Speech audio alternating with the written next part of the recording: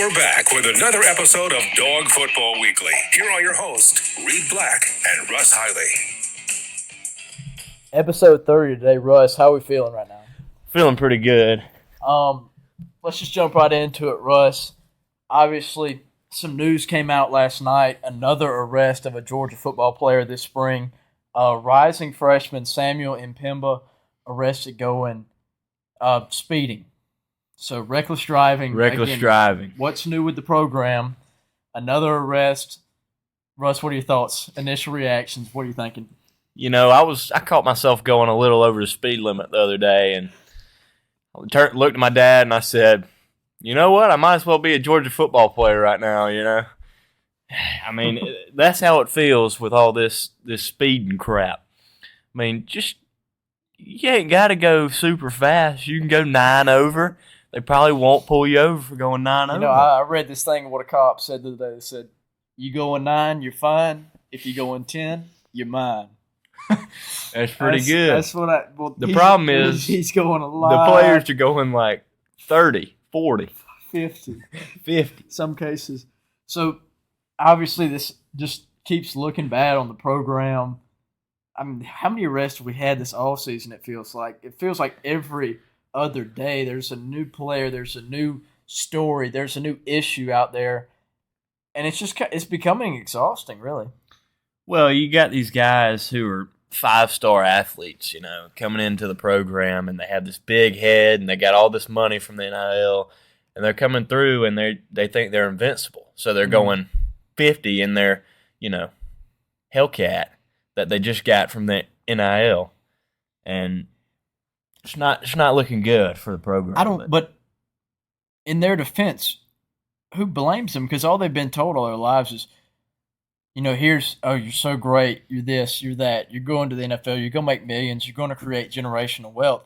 So when now you're getting to college and they're paying you handsomely, they're paying you hundreds of thousands. Sometimes some of these kids are reportedly getting millions. So why wouldn't you go faster? Because if he gets pulled over for reckless driving, what's he going to have to do? No jail time? Go to jail for 13 minutes. 5 minutes in prison. And he gets out and does probably no community service, no probation, no nothing. So, I mean, it's kind of like, who blames them, really?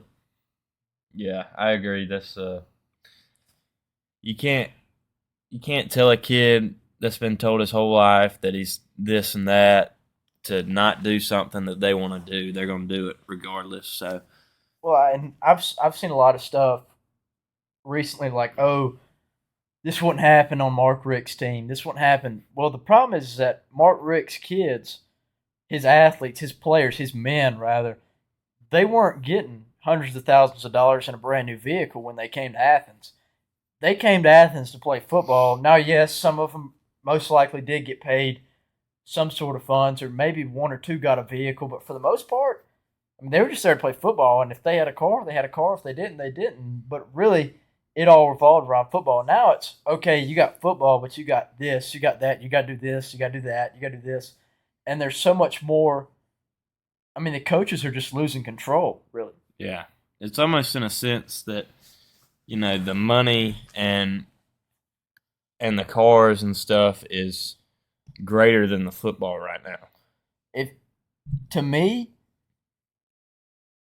like, I don't blame this on Kirby Smart because there's only so much that Kirby can control. He can go and say, hey, y'all got to calm down. Y'all got to chill out. Y'all just got to drive the speed limit. But Kirby's not getting behind the wheel with him. Kirby's not sitting in the car with him. So, at the end of the day, it's on these guys, these athletes. It's on them to kind of be responsible. But, you know, they're young. They're still learning. They're going to make mistakes. Yeah. They just made the same mistake about too many times. It feels like this offseason. Russ, jumping to something else. Another thing that just came out this week. We'll get to some more stuff in a minute, but Rece Davis, host of College Game Day, released his top 25. Russ, take a guess at who the number one team is on this list. Well, we've already talked about it. You said it was Michigan. Yeah, the Michigan Wolverines at number one, not the Dogs. Russ, I'm just going to let you take it from here right now. What do you think? Well, you know what I think? It's ridiculous. Michigan's not even. There might be a top 5 team in my opinion, but they're 5. Yeah. They're not even close to number 1. I mean, you've got Georgia, Alabama, Ohio State. Who else? Clemson, LSU. maybe LSU. I think Florida Clemson's going to be State. good this year. Florida State, Texas. Yeah, I mean, you USC. could probably put them in front of them, but Michigan's a good team, but they're not even close to as good as the top 1 through 3 teams, at least. I think I get why he did it because they do return a lot of production, and they did have a solid team last year that made the playoff. But let's not forget, Michigan got it handed to them by probably the worst playoff team of all time in TCU, and that's no disrespect to TCU or anything, but TCU got beat 65-7 by Georgia. And Michigan gave them all they wanted for 3/4 of the game, and Michigan kind of came back and made it a ball game towards the end. But Michigan's 0-2 in the playoff era. I mean, they got curb stomped by Georgia last year. I mean, that was embarrassing enough, and then turn around and lose to TCU with their great edge rusher who Aiden just Hutchinson, David Ojabo, bodied the whole game. There's a lot of hype around Michigan. It feels like every year, late November, oh, Michigan got this defense. They got this guy. They got this guy. This year, I'm guessing it's going to be their quarterback, J.J. McCarthy. They got him. They got this. Blake Corum, the running back. J.J. McCarthy needs to worry about his dad and his girlfriend. Did you see that? I saw that. I wish we had videos. We could. Yeah, we had a video. That would be nice. But I mean, there's going to be you got J.J. McCarthy. They got this running back. They got this. When push comes to shove, they're getting destroyed at the line of scrimmage on the edge by teams like Georgia, by teams like Alabama. I mean, to me, is Michigan, should they be ranked as a top 4 team at the beginning of the year? Yes. But in my opinion, they're like number 5, number 6, maybe even as far back as number 8. Because off the top of my head, I say, okay, Georgia would beat them. Alabama would beat them. Ohio State should beat them. LSU would beat them. I think Clemson should beat them. I think Florida State should beat them. I think Texas should beat them. I think USC should beat them. And yes, they're going to go and play the Big Ten schedule, and everybody's going to dog on Georgia's schedule, but they're going to go play Rutgers and Illinois and all these other schools, and then play Penn State and then Michigan, and that's it. That's their schedule, and if they can win those 2 games, and they're glorified. If they can't, they're going to play in the Citrus Bowl. Yeah. But I just find it hard for me, really, for anybody, regardless of your feelings on Georgia, to say, yeah, they're not the best team this year. And maybe in season they prove they're not, but Georgia's got to be number 1 till they prove otherwise, till they really lose a ball game, in my opinion. Yeah. And it's going to be hard to lose a game on this schedule. Obviously, they go to Neyland in November, but there's nothing on that schedule that makes me go, ow, that's going to be tough. There's nothing on it that makes me like, Yeah, but then the next year, the next year they're like, okay, you're welcome. Yeah. 24 you get at Texas, at Alabama. I mean, it's going to be tough. Anyway, Russ, pivoting to another subject. I know you didn't read the article, but Alan Judd from the Atlanta Journal-Constitution released an article last week talking about Georgia kind of rallying. Let me look up the title of the article for you right quick. Georgia, what? Hold on, Alan. We apologize. Somebody's not prepared. Somebody's not prepared. Should have had this ready. That's my fault.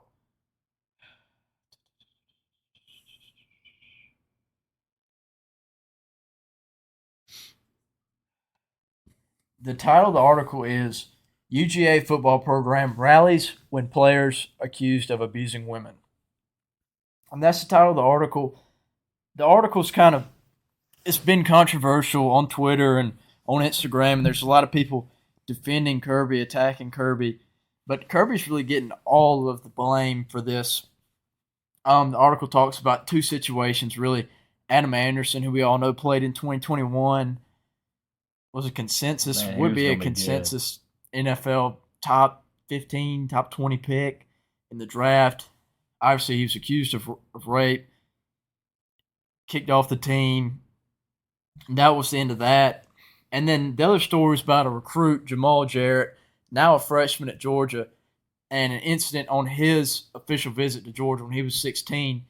And to me, the article, I get the article's point. I get what he's trying to say, but I think it's unfair to attack Kirby, to go after Kirby like this, when in past instances, when we've seen something like this happen, Adam Anderson kicked off the team immediately.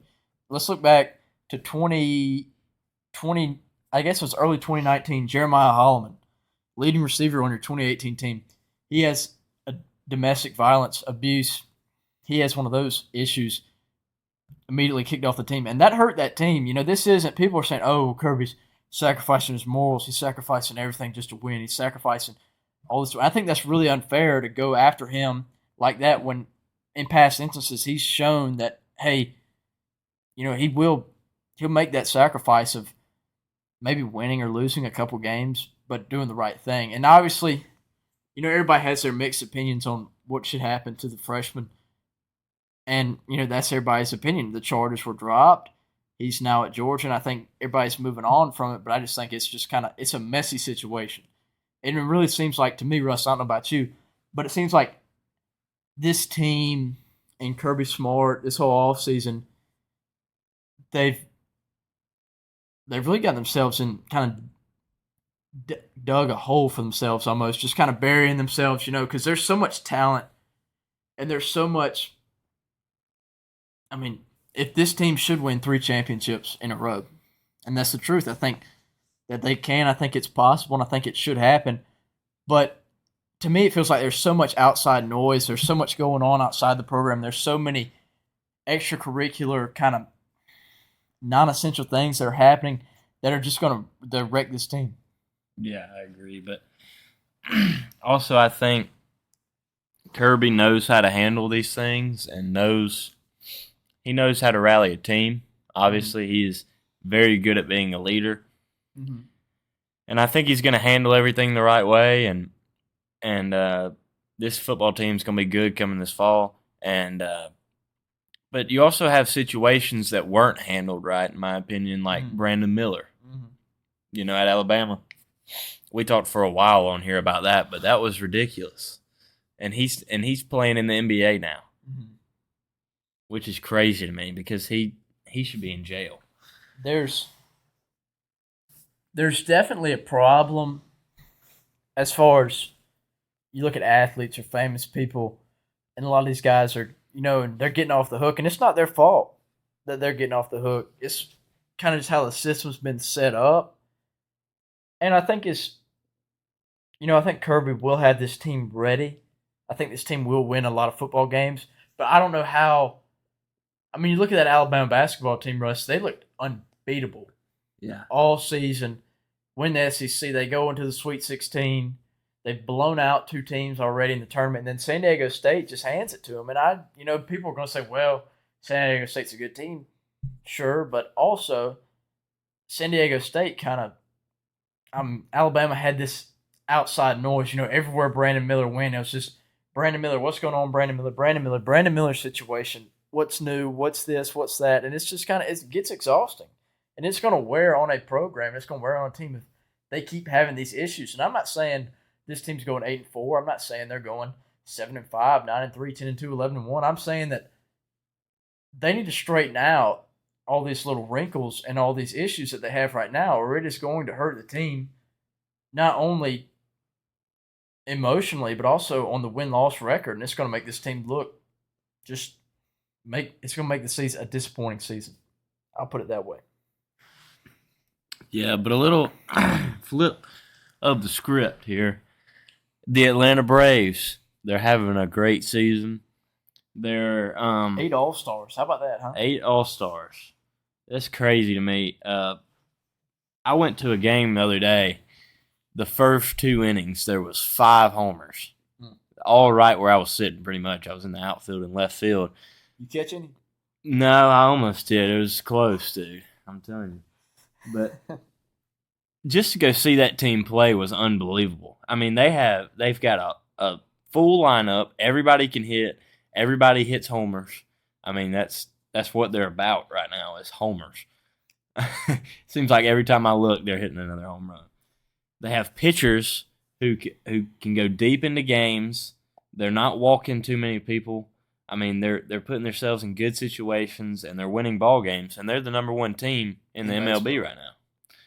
And you know, there's nowhere that they're not good right now.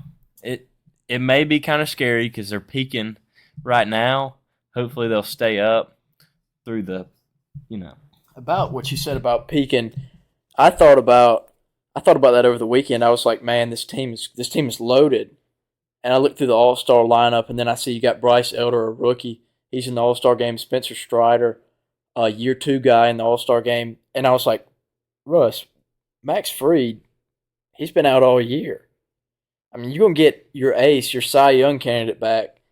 Mike Soroka, he's been kind of up and down. If he can figure it out, you have that. Colby Allard has been brought up. He's been pitching well. You know, at the same time, it's like, oh, what if they're picking or what if they're picking? But what if they're just going to play at this level? Yeah. I mean, this could be a peak, but this could also just be a plateau, and they're just going to plateau out. And now, obviously, that's kind of unrealistic for them to. I mean, they won 21 games in the month of June. Yeah. I mean, the most in franchise history. That's ridiculous. That's out of this world.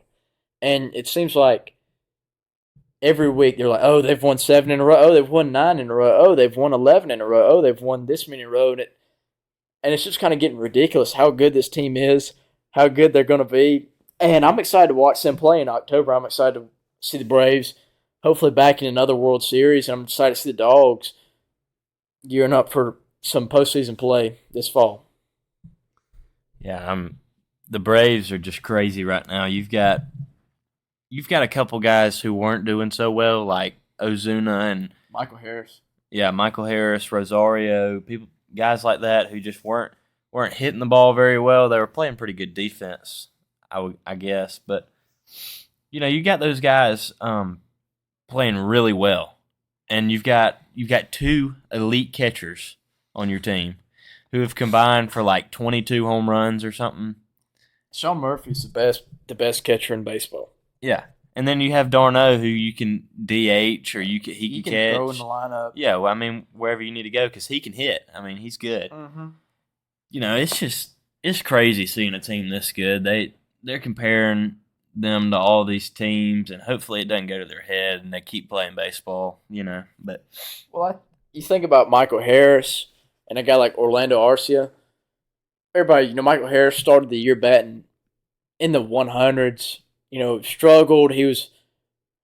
Wasn't he, you know, Rookie of the Year last year? Yeah, he was Rookie of the Year. He was Rookie of the Year last year, and there's a lot of hype, and you know, he's struggling, trying to figure everything out. And now he's putting it together. All I'm saying is Michael Harris keeps putting it together. Watch out, because he's your 8-hole hitter? No, he's the 9 or the. He's the last guy. He's a 9-hole hitter? Yeah, he's your 9-hole. He's your last guy. Watch out. Because there's no – Arcia's playing the best baseball of his career. Austin Riley's picking it up. Matt Olson, you know, yes, he strikes out a lot, but, I mean, everything he hits is going over the fence. Ronald Acuña now, it seems like every game he's going 3 for 5 with a home run and 4 stolen bases. So I'm just saying, just watch out. You want to wrap it up, Russ? Yeah, that's going to be it for today's episode. We appreciate y'all listening today.